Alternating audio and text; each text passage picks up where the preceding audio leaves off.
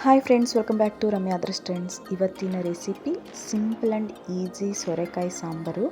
ಈ ಸಾಂಬಾರನ್ನ ಮಧ್ಯಾಹ್ನ ಅನ್ನದ ಜೊತೆಗೆ ಅಥವಾ ಪಾಪಡು ಇಲ್ಲ ಸಂಡಿಗೆ ಇಲ್ಲ ಬೋಂಡ ಈ ಥರ ಏನಾದರೂ ಪಕೋಡ ಈ ಥರ ಹಾಕ್ಕೊಂಡು ರೈಸ್ ಜೊತೆಗೆ ತಿಂದರೆ ತುಂಬ ಟೇಸ್ಟಿಯಾಗಿರುತ್ತೆ, ತುಂಬ ಚೆನ್ನಾಗೂ ಕೂಡ ಇರುತ್ತೆ. ಸ್ವಲ್ಪ ತುಪ್ಪ ಹಾಕ್ಕೊಂಡು ತಿನ್ಬೋದು, ತುಂಬ ಚೆನ್ನಾಗಿರುತ್ತೆ. ಈಗ ಇದಕ್ಕೆ ನಾನು ಅರ್ಧ ಸೋರೆಕಾಯಿ, 1 ಟೊಮೆಟೊ, 2 ಹಸಿಮೆಣಸಿನ್ಕಾಯಿ ತೊಗೊಂಡಿದ್ದೀನಿ. ಮೊದಲು ಬೇಳೆ ಕುದಿಸ್ಕೊಬೇಕಲ್ವ, ಒಂದು ಚಿಕ್ಕ ಕಾಫಿ ಗ್ಲಾಸಷ್ಟು ನಾನು ಬೇಳೆನ ತೊಳ್ಕೊಂಡ್ಬಿಟ್ಟು ಸ್ವಲ್ಪ ಅರಶಿನ ಪುಡಿ ಹಾಕ್ಬಿಟ್ಟು ಸ್ವಲ್ಪ ಎಣ್ಣೆ ಹಾಕಿ ನೀರು ಹಾಕ್ಬಿಟ್ಟು ಒಂದು 3 ವಿಜಿಲ್ ಬರೋಷ್ಟು ಇಟ್ಕೊಂಡಿದ್ದೀನಿ. ಈಗ ನೋಡಿ, ಬೇಕಾಗಿರುವಂತಹ ಸೋರೆಕಾಯಿನ ಕಟ್ ಮಾಡ್ಕೊತಾ ಇದ್ದೀನಿ. ಸೋರೆಕಾಯಿ ಇಬ್ಬರಿಗೆ ಮಾಡ್ತಿರೋದ್ರಿಂದ ಅರ್ಧ ಸಾಕಾಗುತ್ತೆ. ಒಂದು ಈರುಳ್ಳಿನ ದಪ್ಪ ದಪ್ಪ ಕಟ್ ಮಾಡ್ಕೊಬೇಕು.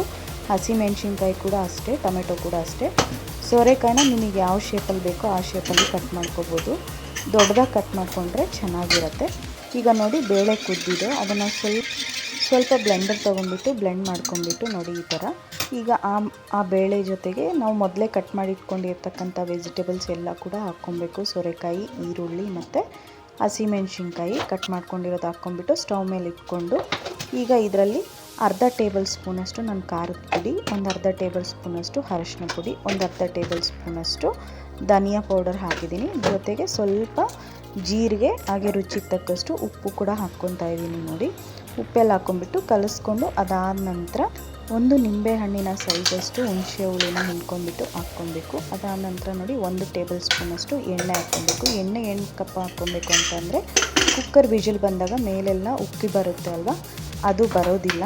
ಸೊ ನಾವೇನೇ ಮಾಡಿದರೂ ಪಲಾವ್ ಆಗಿರ್ಬೋದು, ಟೊಮೆಟೊ ಬಾತ್, ಕುಕ್ಕರಲ್ಲಿ ಏನು ಮಾಡಿದರೂ ಮೇಲೆಗಡೆ 1 ಟೇಬಲ್ ಸ್ಪೂನಷ್ಟು ಆಯಿಲ್ ಹಾಕಿದರೆ ನೋಡಿ ಈ ಥರ ಉಕ್ಕು ಬರೋದಿಲ್ಲ. ಕುಕ್ಕರಲ್ಲಿ ಮೇಲೆಗಡೆ ಯಾವುದೇ ರೀತಿ ಉಕ್ಕು ಬಂದಿಲ್ಲ. ಸೊ ಹಂಗಾಗಿ ಆಯಿಲ್ ಹಾಕ್ಕೊಬೇಕು. ತುಂಬ ಚೆನ್ನಾಗಿ ಕುದ್ದಿದೆ. 2 ವಿಜಿಲ್ ಅಥವಾ 1 ವಿಜಿಲ್ ಹಾಕ್ಕೊಂಡ್ರೆ ತುಂಬ ಚೆನ್ನಾಗಿ ಕುದಿಯುತ್ತೆ ಸೋರೆಕಾಯಿ.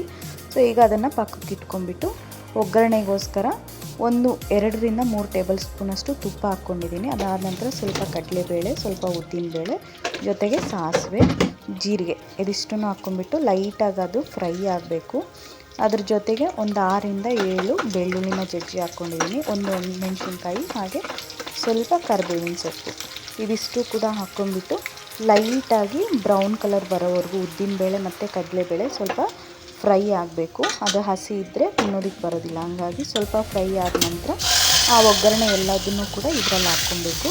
ಸೊ ತುಪ್ಪ ಹಾಕ್ಕೊಂಡು ಒಗ್ಗರಣೆ ಹಾಕ್ಕೊಂಡ್ರೆ ಚೆನ್ನಾಗಿರುತ್ತೆ. ಹಂಗಾಗಿ ಈರುಳ್ಳಿನ ಸ್ಕಿಪ್ ಮಾಡಿದರೆ ಈ ಸಾಂಬಾರಿಗೆ ತುಂಬ ಚೆನ್ನಾಗಿರುತ್ತೆ. ಈರುಳ್ಳಿನ ಸಾಂಬಾರು ಒಳಗಡೆ ಮೊದಲೇ ಕುದಿಸ್ಕೊಬೇಕು, ಹಂಗಾದರೆ ತುಂಬ ಟೇಸ್ಟು ಚೆನ್ನಾಗಿರುತ್ತೆ. ಆ ಈರುಳ್ಳಿ ದಪ್ಪ ದಪ್ಪ ನಮಗೆ ನಾಲ್ಗೆಗೆ ತಗೊಳ್ತಾ ಇರುತ್ತೆ ಅಲ್ವ. ಹಂಗಾಗಿ ನೋಡಿದ್ರಿ ಅಲ್ವಾ, ಸಿಂಪಲ್ ಆ್ಯಂಡ್ ಈಸಿಯಾಗಿ ಸಾಂಬಾರು ರೆಡಿಯಾಗಿಬಿಡ್ತು. ನೀವು ಕೂಡ ಮನೆಯಲ್ಲಿ ಸಿಂಪಲ್ ಆ್ಯಂಡ್ ಈಸಿಯಾಗಿ ಈ ಸಾಂಬಾರನ್ನ ತಪ್ಪದೆ ಟ್ರೈ ಮಾಡಿ. ರೆಸಿಪಿ ತುಂಬ ಚೆನ್ನಾಗಿರುತ್ತೆ. ರೆಸಿಪಿ ಇಷ್ಟ ಆದರೆ ಲೈಕ್, ಶೇರ್, ಸಬ್ಸ್ಕ್ರೈಬ್ ಮಾಡೋದು ಮಾತ್ರ ಮರಿಬೇಡಿ.